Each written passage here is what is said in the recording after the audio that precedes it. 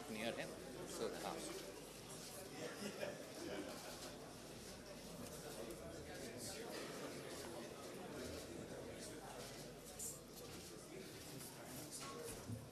Sorry. Okay, so I'll be on that side. Let me, sorry. No, you won't be able. You won't.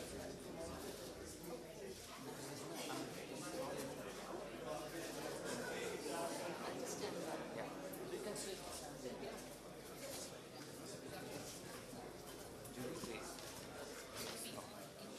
Yeah, but there's just one question.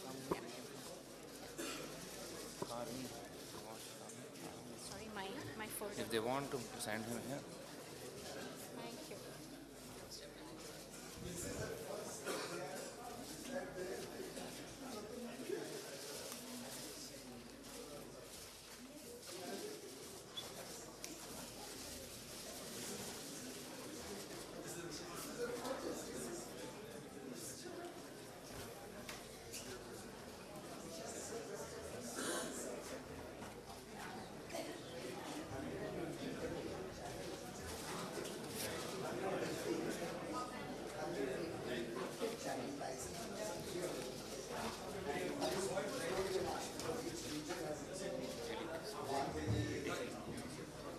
Yes, ma'am.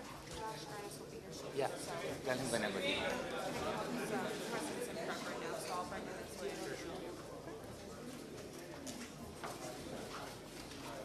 Yes, yes, that's right.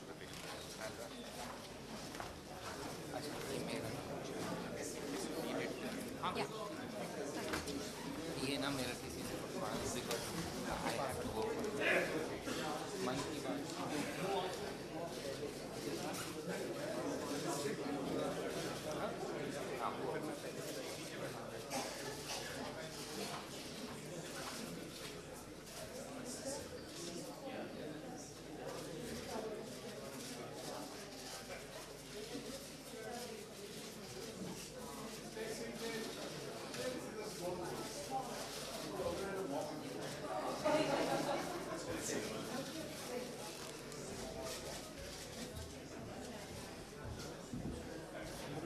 only conduct. Only conduct. He wants to stand. I said no problem. And the question also yes.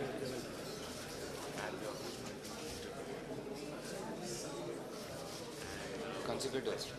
Question for them for us. कि आप लोग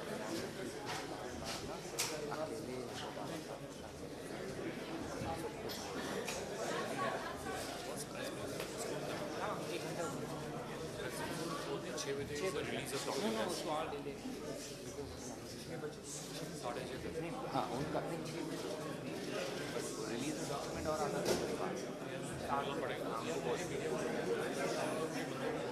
हाँ ये media वालों के लिए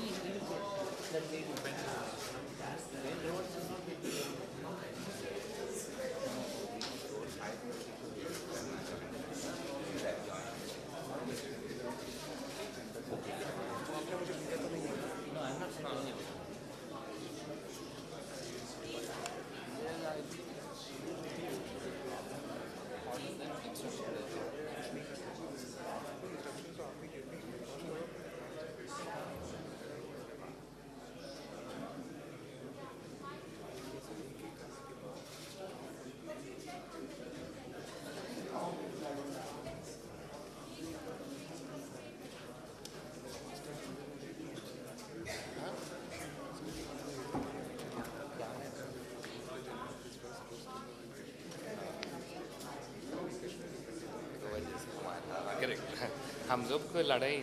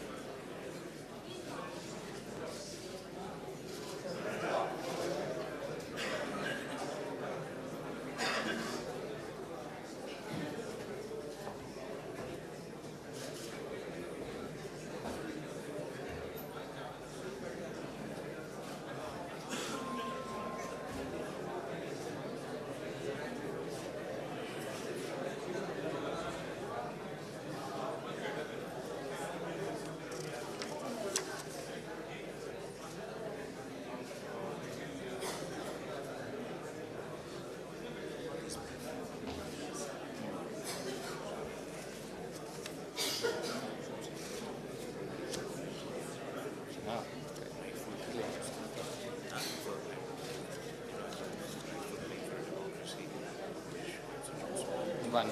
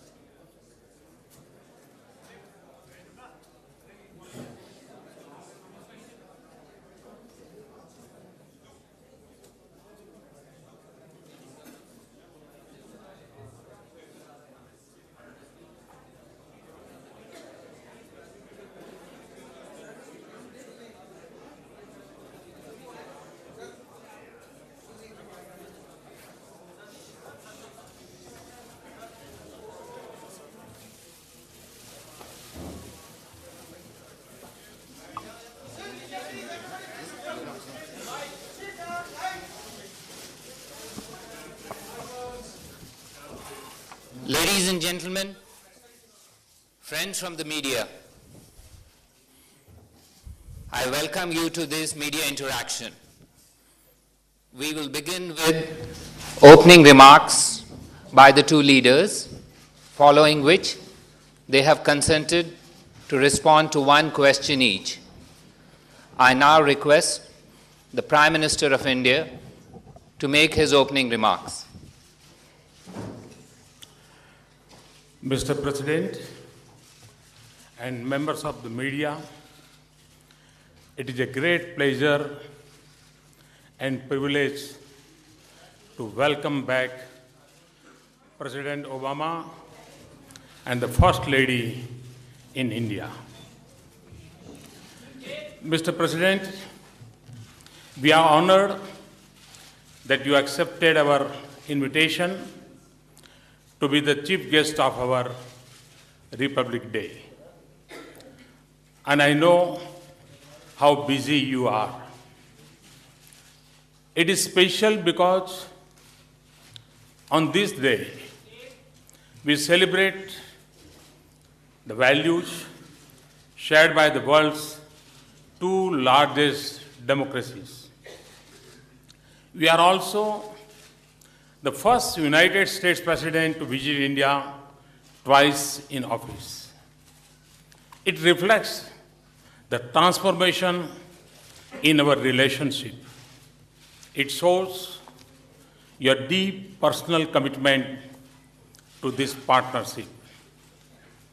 It tells us that our two nations are prepared to step forward firmly to accept the responsibility of this global partnership for our two countries and for shaping the character of this century. The promise and potential of this relationship has never been in doubt. This is a natural global partnership. It has become even more relevant in the digital age. It is needed even more in our world for far-reaching changing and widespread turmoil. The success of this partnership is important for our progress and for advancing peace, stability, and prosperity around the world. From the turn of this century, we have begun transforming our relationship. But we have to convert a good start into lasting progress. This requires translating our vision into sustained action and concrete achievements. Mr. President, in the last few months, I see new excitement and confidence in this relationship. I see renewed energy in our engagement. Thank you for your leadership and for setting the tone last September when I visited White House. The civil nuclear agreement was the centerpiece of our transformed relationship, which demonstrated new trust. It also created a new economic opportunities and expanded our option for clean energy.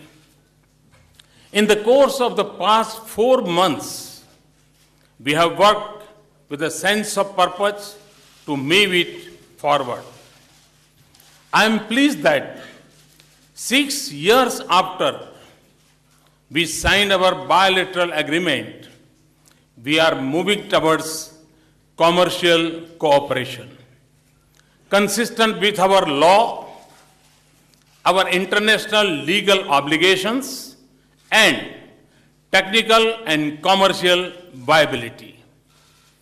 President Obama has also assured me of strong U.S. efforts in support of India's full membership of the 4 international export control regimes at earliest. Today, we also decided to take up our growing defense cooperation to the new level. We have agreed in principle to pursue co-development and co-production of specific advanced defense projects. This will help upgrade our domestic defense industry and expand the manufacturing sector in India. We will also explore cooperation in the area of advanced defense technologies. We have renewed our defense framework agreement. We will deepen our cooperation on maritime security. Terrorism remains a principal global threat. It is taking on a new character even as existing challenges persist. We agreed that we need a comprehensive global strategy and approach to combat with it. There should be no distinction between terrorist groups. Every country must fulfill its commitment to eliminate terrorists, safe havens, and bring terrorists to justice. Our 2 countries will deepen our bilateral security cooperation against terrorist groups, and we will further enhance our counter-terrorism capabilities, including in the area of technology. President Obama and I agree that a strong and growing economic relationship is vital for the success of our strategic partnership. Economic growth in our 2 countries is becoming stronger. Our business climate is improving. This gives me a great optimism about our economic ties. In addition, we have established a number of effective bilateral mechanisms to identify opportunities and also help our business, trade, and investment more. We will also resume our dialogue on bilateral investment treaty. We will also restart discussions on social security agreement that is so important for the hundreds of thousands of Indian professionals working in the United States. For President Obama and me, clean and renewable energy is a personal and national priority. We discuss our ambitions, national efforts, and goals to increase the use of clean and renewable energy. We also agreed to further enhance our excellent and innovative partnership in this area. I asked him to lead international efforts in making renewable energy more accessible and affordable to the world. President and I expressed hope for a successful Paris conference on climate change this year. We will continue to deepen our collaboration in science and technology, innovation, agriculture, health, education, and skills. These are central to the future of our two countries and also give us an opportunity to help others around the world. Indeed, our strategic partnership will only be complete if we assume our responsibility to work together to promote development and connectivity in our vast region. President Obama and I agreed to pursue this goal with sense of priority. President and I had an excellent discussion on global and regional issues. In particularly, we renewed our commitment to deepen our cooperation to advance peace, stability, prosperity in Asia, Pacific, and Indian Ocean region, which is critical for the future of our two countries and the destiny of this world. We will also work closely to help Afghanistan through its transition. Our relationship stands at a new level today. We have outlined a broad vision for our friendship and cooperation that reflects the opportunities and challenges of this century. As Lord Buddha said, noble friends and companions are the whole of the holy life. We have decided to give this critical partnership a new thrust and sustained attention. For this, we have agreed that India and United States must regular summits at greater frequency. And we also established hotlines between myself and Barack and our national security advisors. At the beginning of this year, we start a new journey. Let me welcome you once again, Mr. President. It is a great pleasure to have you with us. Thank you very much. Thanks a lot. Thank you.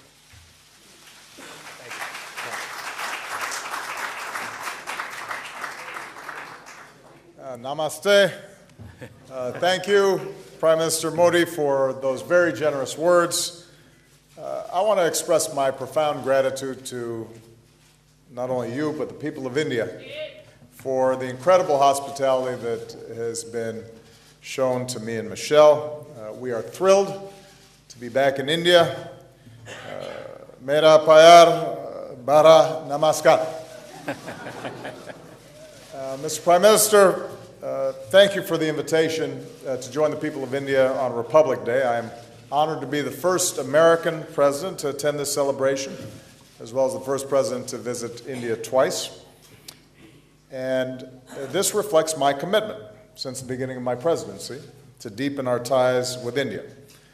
I'm pleased to be joined by members of my administration, as well as members of Congress and business leaders from the United States, all who believe that a strong relationship with India is critical for America's success in the 21st century. As two great democracies, two innovative economies, two societies dedicated to the empowerment of our people, including millions of Indian Americans, we are natural partners.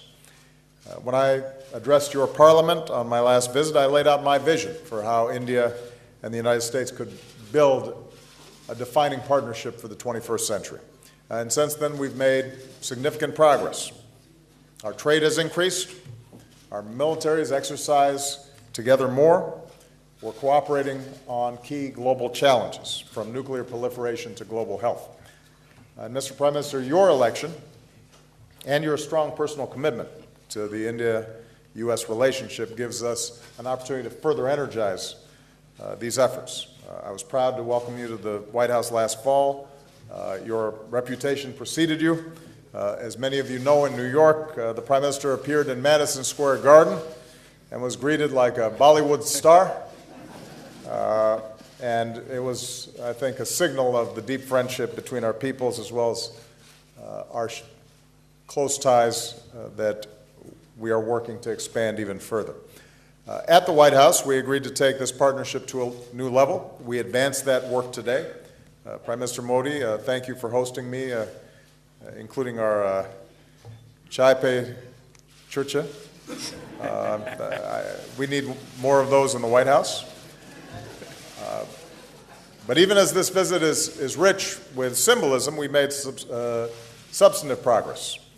Prime Minister has already indicated the United States and India have declared a new declaration of friendship that elevates and formalizes our partnership. And not only is it grounded in the values we share, but it commits us to more regular meetings at the leaders' level and sets up frequent consultations across our government. We agreed that our trade and economic partnerships must focus on improving the daily lives of our people. Prime Minister Modi described for me his ambitious efforts to empower rural Indians with bank accounts and to ensure clean water and clean air for the Indian people. And we want to be partners in this effort. In the last few years, trade between our two countries has increased by some 60% toward a record $100 billion. We want to trade even more. So we welcome the reforms that the Prime Minister is pursuing to make it easier to do business here in India. Today we achieved a breakthrough understanding on two issues that were holding up our ability to advance our civil nuclear cooperation, and we're committed to moving towards full implementation. And this is an important step that shows how we can work together to elevate our relationship. We also, as the Prime Minister noted, agreed to resume discussions about a possible bilateral investment treaty. And we will continue to pursue export reforms so that we can advance more high-tech collaborations with India. I'm also pleased that we agreed to a number of important steps to promote clean energy and to confront climate change. We very much support India's ambitious goal for solar energy and stand ready to speed this expansion with additional financing. We're also launching new joint projects to improve air quality in Indian cities. The United States will share more data and develop tools to help India assess and adapt to the impact of climate change and to help vulnerable communities become more resilient. And going forward, we've agreed to work together to make concrete progress this year towards phasing out hydrofluorocarbons under the Montreal Protocol, and the Prime Minister and I made a personal commitment to work together to pursue a strong global climate agreement in Paris. As I indicated to him, I think India's voice is very important on this issue. Perhaps no country could potentially be more affected by the impacts of climate change, and no country's going to be more important in moving forward a stronger agreement than India, so we appreciate his leadership. We agreed to deepen our defense and security cooperation. We've renewed the framework that guides our defense cooperation for another 10 years. And in a major step forward for our relationship, our Defense Technology and Trade Initiative will allow us to jointly develop and produce new defense technologies. We've also agreed to a new vision for the Asia-Pacific so that we're doing more together to advance our shared security and prosperity in this critical region. I thanked the Prime Minister for India's strong counterterrorism cooperation and reiterated, even as America's combat mission is over in Afghanistan, we're going to continue to be strong and reliable partners for the Afghan people who have benefited from India's generous assistance over many years. I thanked the Prime Minister for his continued support for ongoing efforts to prevent Iran from acquiring a nuclear weapon and to arrive at a just diplomatic solution. And finally, we discussed what more we can do as global partners. I reiterated and reiterate to the Indian people today that we support a reformed UN Security Council that includes India as a permanent member. At the same time, we see India playing a greater role in ensuring international security and peace and meeting shared challenges. As a leading contributor to UN peacekeeping missions for many years, India can help the world do even more to protect citizens in conflict zones. We welcome India's leadership in combating diseases and promoting global health that advances the rights and dignity of citizens around the world. So, Mr. Prime Minister, thank you for welcoming me. I very much look forward to tomorrow's ceremonies, which I'm told are truly spectacular. I'm looking forward to a chance to speak directly to the Indian people on the radio and in my speech on Tuesday about what I believe we can achieve together. This new partnership will not happen overnight. It's going to take time to build and some patience, but it's clear from this visit that we have a new and perhaps unprecedented opportunity, and deepening our ties with India is going to remain a top foreign policy priority for my administration. So let me just say, Chule Sasas. Thank you very much. Thank you, President.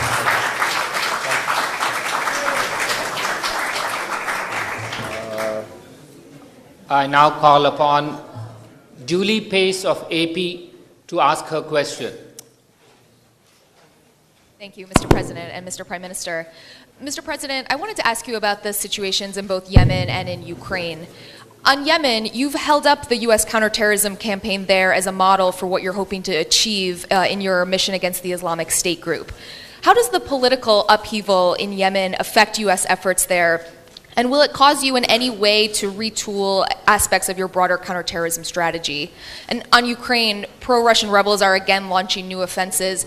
How at this point can you justify not taking a different approach, given that the Minsk agreement has all but failed and sanctions may have had an impact on the Russian economy, but they don't appear to be changing Russia's calculus when it comes to Ukraine? And Mr. Prime Minister, I wanted to go back to climate change. White House officials have said that they hope that the recent U.S.-China agreement can spur countries like India to make similar commitments to cut emissions. I'm wondering if you feel any pressure to take that kind of action because of the China agreement, and can a Paris climate summit produce a substantial result without that type of commitment from India? Thank you. Good. Well, first of all, with respect to Ukraine,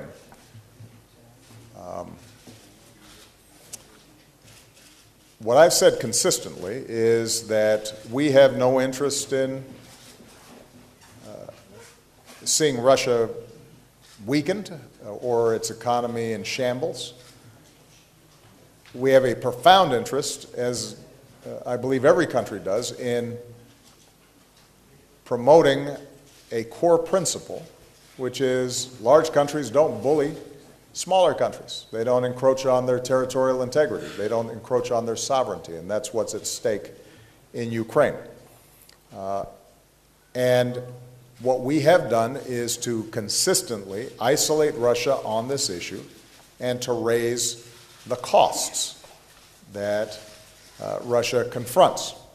Now, when you say that we should take a different approach, Julie, I don't know exactly what you're referring to. I've been very clear that it would not be effective for us to engage in a military conflict with Russia on this issue. But what we can do is to continue to support Ukraine's ability to control its own territory And that involves a combination of the economic pressure that's been brought to bear in sanctions, the diplomatic isolation that has been brought to bear against Russia, and as important as anything, making sure that we're continuing to provide the support that Ukraine needs to sustain its economy during this transition period and to help its military with basic supplies and equipment, as well as the continuing training and exercises that have been taking place between NATO and Ukraine for quite some time.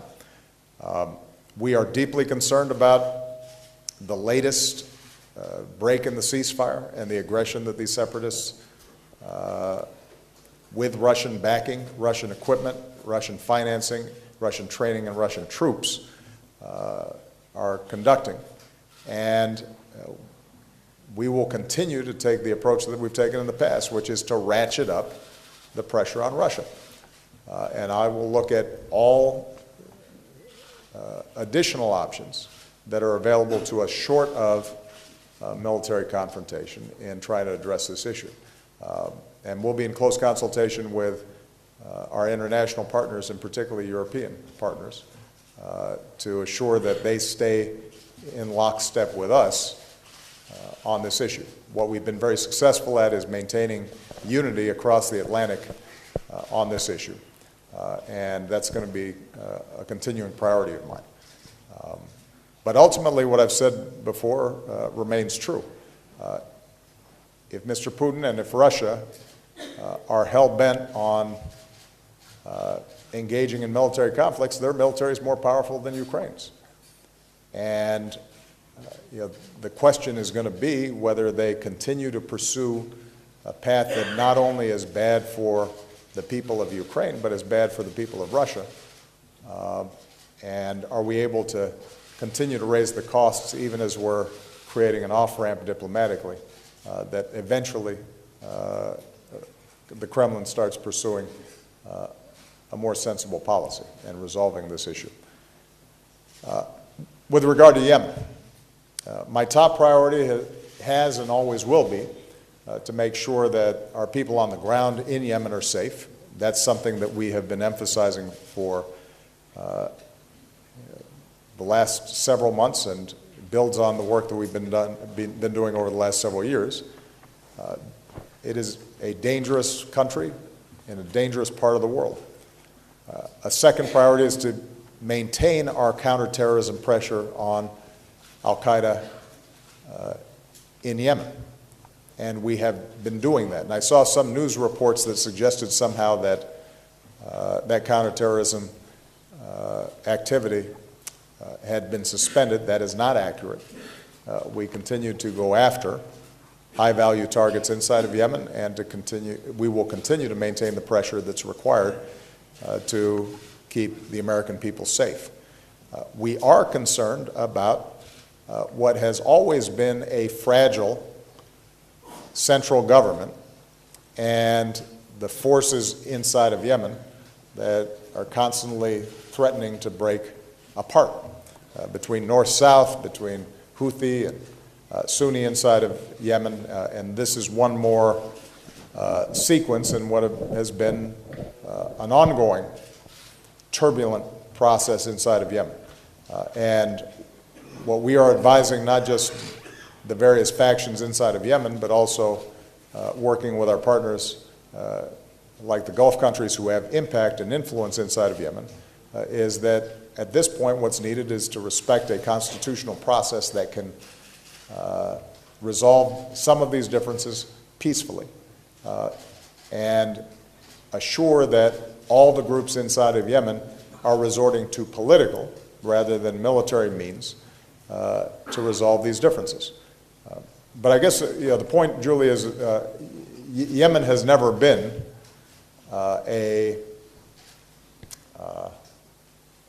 perfect democracy or an island of stability.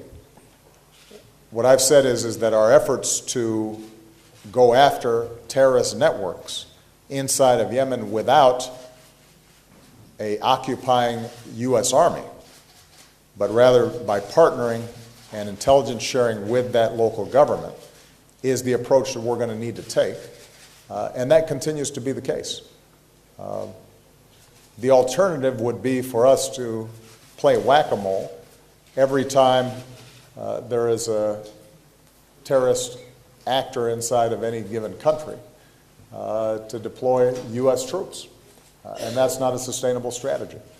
So we'll continue to try to refine and fine-tune this model, but it is the model that we're going to have to work with because the alternative would be massive U.S. deployments in perpetuity, which would create its own blowback and cause probably more problems than it would potentially solve. And we're going to have to recognize that there are going to be a number of the countries where terrorists have located that are not strong countries. That's the nature of the problem that we confront. You know, terrorists typically are not going to be locating and maintaining bases and having broad networks inside of countries that have strong central governments, strong militaries, and strong law enforcement. By definition, we're going to be operating in places where oftentimes there's a vacuum or capabilities are somewhat low. And we've got to just continually apply patience, training, resources, and we then have to help, in some cases, broker political agreements as well. So it is a long, arduous process. It is not neat and it is not simple. But it is the best option that we have. And what we have shown is that we can maintain the kind of pressure on these terrorist networks even in these kinds of difficult to operate environments. मैं समझता हूँ कि चीन और America का जो जलवायु परिवर्तन के संबंध में समझौता हुआ है उसका भारत पर कोई प्रेशर है क्या? भारत एक स्वतंत्र देश है, उस पर न किसी देश का न किसी व्यक्ति का प्रेशर काम आता है, लेकिन प्रेशर है। प्रेशर इस बात का है कि हम भावी पीढ़ी को कैसी पृथ्वी देना चाहते हैं। क्लाइमेट चेंज इटसेल्फ एक बहुत बड़ा प्रेशर है। ग्लोबल वार्मिंग इटसेल्फ एक बहुत बड़ा प्रेशर है, और जिसके भी दिल में भावी पीढ़ी के लिए चिंता है, आने वाली पीढ़ियों के लिए चिंता है, उनका ये दायित्व बनता है कि वे आज इस क्लाइमेट के संबंध में कॉन्शियस बने, उन रीति नीतियों को अपनाएं ताकि हम भावी पीढ़ी को एक अच्छी जिंदगी दे सके, अच्छा एनवायरनमेंट दे सके। और मैं मानता हूं ये प्रेशर हर देश पे होना चाहिए, हर सरकार पर होना चाहिए, हर व्यक्ति पर होना चाहिए, और उसी प्रेशर को हम समझ पाते हैं और उसी को हम रिस्पॉन्ड कर रहे हैं।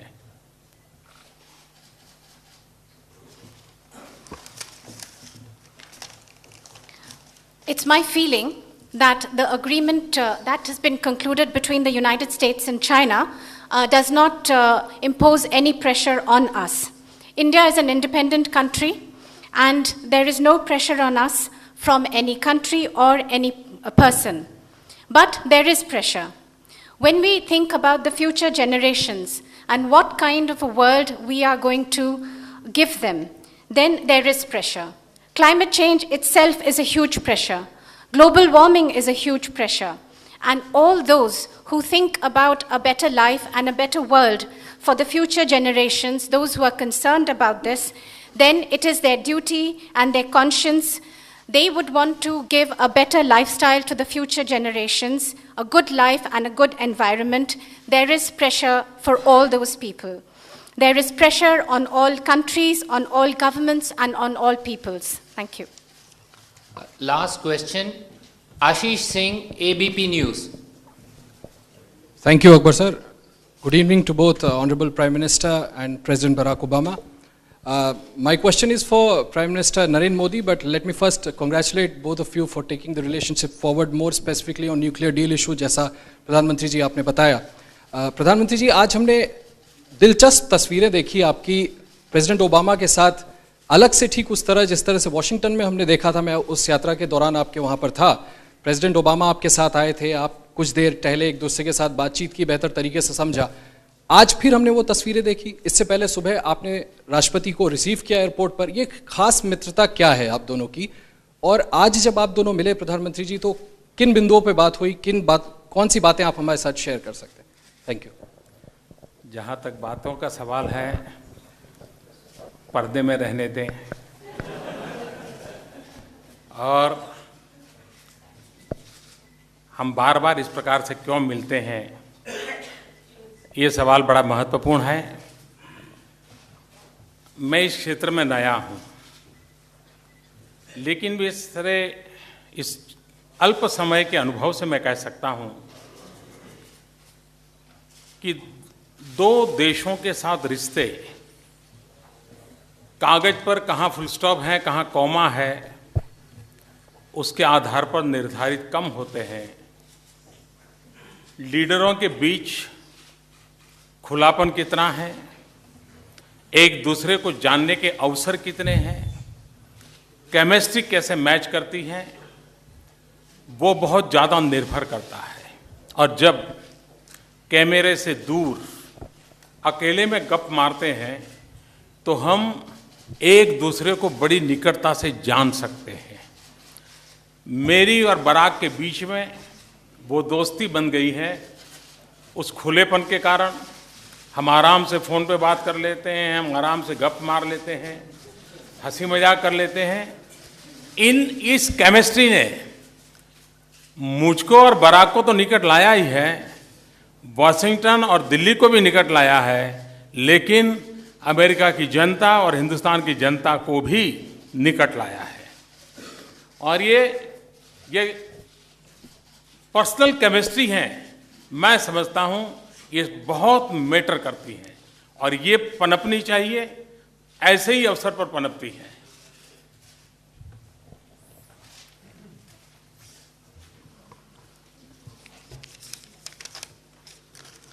Yes, we had talks and Question. the question, okay. Excellencies, both of you held talks, and my question is to Prime Minister Narendra Modi. You've held delegation-level talks, but we often see, as you did in the US, both you excellencies, beyond the delegation-level talks, go into a huddle and hold talks tete-a-tete. And what exactly do you talk about, and what is this friendship, and which are the issues that you discussed, and which are the issues that you can share with us? Yes, we held very detailed talks, and some of these, and the results and the issues that were discussed, let's keep them behind curtains. Why do we keep going into huddle and hold talks tete-a-tete? Well, I'd just like to say that I'm fairly new in this area. But with this little experience that I have gained over this short period of time, I can say that relations between countries depends less on full stops and commas and more between the relationship between leaders, the openness, how much they know each other, and the chemistry between them. This matters more and is very important. In fact, far from the camera, when we speak, then we become closer to each other. Barack and I have forged a friendship. There is openness when we talk, and we even joke and share a lot together. I think this is the chemistry which has not only brought Washington and Delhi, Barack and I closer, but also the two peoples of the two countries closer. Personal chemistry between leaders is very important, and this can only grow. Thank you. I would just add, the Prime Minister, as I said, it caused great excitement in the United States when he visited. And I do think that in addition to a personal friendship that we've been able to build in a fairly brief amount of time, we're also reflecting the warmth and affection between the Indian people and the American people. Part of the reason we're such natural partners is because we share values as former colonies, as the two largest democracies in the world, as entrepreneurial nations, as people who believe in the freedom and dignity and worth of all individuals. And so it's not surprising then that we have a friendship, because hopefully we're reflecting the values of our peoples. And what I'm very excited about is given the Prime Minister's energy and ambition for his country and lifting people out of poverty and moving forward and on the reform agenda that he's put forward, that affection can then be translated into very specific actions, and we're seeing that reflected here today. He's right, though, we can't tell you everything that we talked about. Although I will share one thing, and that is we compared how much sleep each of us is getting. And it turns out that Modi is getting even less sleep than me. But, of course, that's because he's still new. After you've been doing this for about 6 years, maybe he'll be able to get an extra hour. All right? Thank you very much, everybody. Thank you. Thank you. Thank you.